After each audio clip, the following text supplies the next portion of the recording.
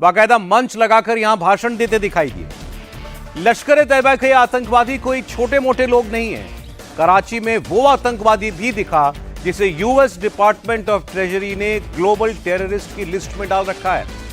कुछ घंटे पहले ही लश्कर के ये सारे आतंकवादी कराची में हर चौथी लाइन में मोदी मोदी करते दिखे, भारत के प्रधानमंत्री का नाम लेते दिखे। आतंकी हर 10वीं लाइन में कहते दिखे कि मोदी आ जाएगा, मोदी मार देगा, मोदी अटैक कर देगा। पाकिस्तान के मंत्री, संतरी, प्रधानमंत्री पूरी दुनिया में जा जाकर घूम घूमकर इंटरव्यू दे रहे हैं और ये कहने की कोशिश कर रहे हैं कि अगर भारत मांगेगा तो पाकिस्तान हाफिज सईद और मसूद अजहर को भी उसे सौंप देगा। लेकिन आज हम आपको एक ऐसी रिपोर्ट दिखाएंगे जिससे पाकिस्तान के ये घड़ियाली आंसू एक्सपोज हो जाएंगे, पाकिस्तान के नेता एक्सपोज हो जाएंगे और टेरर स्टेट पाकिस्तान का पूरा सच दुनिया के सामने आ जाएगा।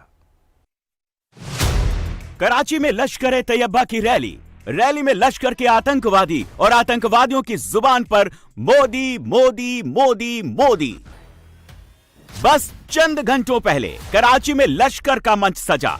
कैमरे पर 10 या 20 नहीं 50 आतंकवादी। पहले एक ने माइक पकड़ा तो जहर उगला, फिर दूसरे ने माइक पकड़ा, उसने भी जहर उगला, फिर तीसरा आया, फिर चौथा आया, फिर पांचवा आया, फिर छठा आया, फिर सातवां आया और लश्कर के इन सारे आतंकवादियों ने हिंदुस्तान को धमकाना शुरू कर दिया, मोदी को चैलेंज करना शुरू कर दिया। 8वां, 9वां, 10वां कराची में भरे बाजार, बीच सड़क पर लश्कर के जितने आतंकी आए सबने एक ही टेप बजाया, हर लाइन में हिंदुस्तान को धमकाया। वो वक्त आने वाला है ये कहकर लश्कर का आतंकी कैमरे पर क्या इशारा दे रहा है, हम रुकेंगे नहीं ये कहकर लश्कर का आतंकी क्या हिंदुस्तान पर एक और अटैक की स्क्रिप्ट पढ़ रहा है। कराची में खुल्लम खुल्ला ऐलान हुआ है, लश्कर-ए-तैयबा ने हिंदुस्तान पर अपने नेक्स्ट टेरर अटैक का हिंट कैमरे पर दिया है। यह हिंट लश्कर के पूरे कैडर के सामने दिया गया है। तो क्या श्रीनगर, बारामूला, अनंतनाग, जम्मू ये सब के सब लश्कर-तैयबा के हिट लिस्ट पर आ गए हैं? और क्या लश्कर को यह हिट लिस्ट मुनीर ने खुद बनाकर दी है? क्योंकि जिस वक्त कराची में लश्कर-ए-तैयबा के आतंकवादियों की रैली हो रही थी, उस वक्त मंच पर देख लीजिए पीछे कौन था। पीछे आतंकियों की स्पेशल फोर्स थी। सवाल है कि लश्कर-ए-तैयबा के आतंकवादी कराची प्रेस क्लब के बाहर खुद आए या इन्हें इकट्ठा करके लाया गया या इनसे भारत विरोधी टेप बजवाया गया। इसका जवाब यह है कि ये खुद नहीं आए, मुनीर के बुलावे पर आए। मुनीर ने ही इन आतंकियों को बिल से बाहर निकलवाया और भरे बाजार कराची में भारत विरोधी मंच सजवाया। मंच भी ऐसा वैसा नहीं, बाकायदा एक ट्रक लाया गया। ट्रक के ऊपर 2 बड़े बड़े लाउड स्पीकर लगाए गए। सामने पाकिस्तानी मीडिया को जमा किया गया। ट्रक के बीच में आतंकियों को खड़ा किया गया। ट्रक पर एक साइड में आतंकी बुरहान वानी की फोटो और दूसरी साइड में पाकिस्तान के आर्मी चीफ और फील्ड मार्शल असीम मुनीर के साथ पाकिस्तानी एयरफोर्स चीफ और नेवी चीफ की फोटो चिपकाई गई। ट्रक के नीचे लश्कर के आतंकियों को खड़ा करके उनके कपड़ों में माइक लगा के वीडियो रिकॉर्ड कराया गया और पीछे स्क्रीन पर वही पाकिस्तान के तीनों सेनाओं के चीफ वाला फ्रेम दिखाया गया। इसके बाद फुल प्रोटेक्शन में लश्कर के आतंकवादियों के इंटरव्यू कराए गए। पाकिस्तान के सारे बड़े न्यूज चैनल्स की माइक आईडी आप देख सकते हैं। और इस पूरे अरेंजमेंट में जिस एक किरदार ने सबसे अहम रोल प्ले किया वो इस वक्त आपकी स्क्रीन पर है। गौर से देखिए कैसे इस आतंकी के ठीक पीछे सिक्योरिटी वाली टोपी पहने मुनीर की स्पेशल फोर्स का जवान खड़ा है और सफेद टोपी में दिख रहा लश्कर का आतंकी जहर उगल रहा है। आप सोचेंगे कि लश्कर-ए-तैयबा का यह कौन सा सेट है जो पाकिस्तान के फील्ड मार्शल मुनीर का फेवरेट है। तो चलिए ये जान लीजिए, ये लश्कर-ए-तैयबा का आतंकी फैसल नदीम है जो लश्कर के पॉलिटिकल विंग पाकिस्तान मरकजी मुस्लिम लीग का वाइस प्रेसिडेंट है। लश्कर का आतंकी फैसल नदीम न सिर्फ हाफिज सईद का करीबी है बल्कि लश्कर के टेरर एक्टिविस्ट का ऑपरेटर भी है। पाकिस्तान के सिंध प्रांत में यूएस डिपार्टमेंट ऑफ ट्रेजरी ने फैसल नदीम को ग्लोबल टेररिस्ट के लिस्ट में डाल रखा है। ये पाकिस्तान के सिंध प्रांत में लश्कर का चीफ रह चुका है और कुछ दिनों पहले ही इसी फैसल नदीम ने खुद कैमरे पर कबूल किया है कि पाकिस्तान की एस्टेब्लिशमेंट यानी वहां की आर्मी, वहां का फील्ड मार्शल मुनीर न सिर्फ लश्कर को खुलकर सपोर्ट करता है बल्कि लश्कर की पॉलिटिकल विंग पाकिस्तान मरकजी मुस्लिम लीग को भी समर्थन देता है। मुनीर ने अब इसी फैसल नदीम को कराची में भारत के खिलाफ जहर उगलने का टास्क सौंपा है और लश्कर के इस आतंकी ने मुनीर का यह काम खुल्लम खुल्ला बिना किसी रोक टोक के किया है।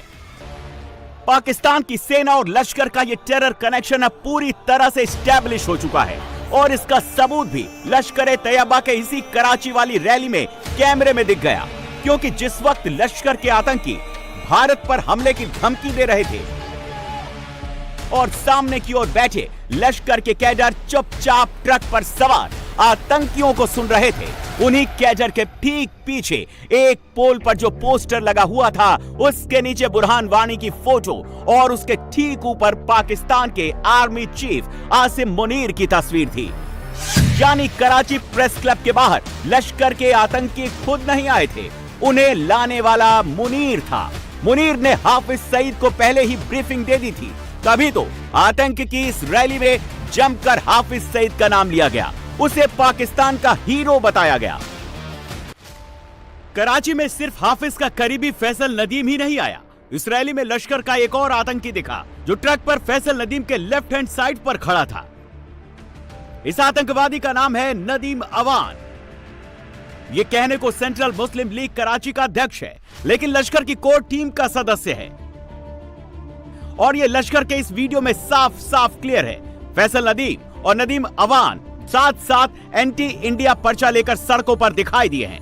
लश्कर की इस रैली को सिर्फ मुनीर का अप्रूवल नहीं था, पाकिस्तान का पूरा पॉलिटिकल क्लास चंद घंटे पहले लश्कर-ए-तैयबा की इस रैली में इनवाइटेड था और यह सोमवार को ही मीटिंग की इन तस्वीरों से साबित हो जाता है, जब लश्कर ने कराची वाली रैली से ठीक पहले एक मीटिंग बुलाई और इस मीटिंग में पाकिस्तान पीपुल्स पार्टी से लेकर पाकिस्तान की जमाती हुर्रियत, दूसरी सियासी जमातों के लोग और पाकिस्तानी फौज के ऑफिशियल्स इनवाइटेड थे और यहीं पर लश्कर-ए-तैयबा के आतंकियों ने कराची वाली रैली की पूरी प्लानिंग की, बाकायदे कैमरे पर आकर बताया कि लश्कर ने कश्मीर में क्या किया और लश्कर आगे क्या करने वाला है।